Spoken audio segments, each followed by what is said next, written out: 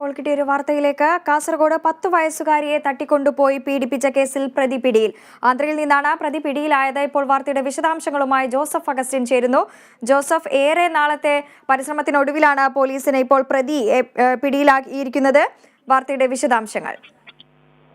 വൃന്ദ, കഴിഞ്ഞ ബുധനാഴ്ചയാണ് ഈ സംഭവം നടന്നിട്ട് ഇപ്പോൾ ഏകദേശം 10 ദിവസം കഴിഞ്ഞിരിക്കുന്നത്. ഈ 10 ദിവസത്തിന് ശേഷമാണ് ഈ പ്രധാന പ്രതിയായിട്ടുള്ള കുടക് സ്വദേശി ഇപ്പോൾ പോലീസിന്റെ പിടിയിലായത്. ആന്ധ്രയിൽ നിന്നാണ് ഇയാളെ പോലീസ് കസ്റ്റഡിയിൽ എടുത്തിട്ടുള്ളത്. ഇയാളെ ആന്ധ്രയിൽ നിന്ന് കേരളത്തിലേക്ക് എത്തിക്കുന്നതിനുള്ള നടപടികൾ ഇപ്പോൾ പോലീസ് ആരംഭിച്ചു. ഈ പെൺകുട്ടിയുടെ സമീപവാസി ആയ ആള് തന്നെയാണ് പ്രതി എന്നാണ് ഇപ്പോൾ ലഭിക്കുന്ന സൂചന. പ്രതിയുടെ വിവരങ്ങൾ പോലീസ് ഇതുവരെ നമുക്ക് കൈമാറിയിട്ടില്ല. പ്രതി പിടിയിലായി എന്ന് ഔദ്യോഗികമായി തന്നെ പോലീസ് ഇപ്പോൾ സ്ഥിരീകരിക്കുന്നു.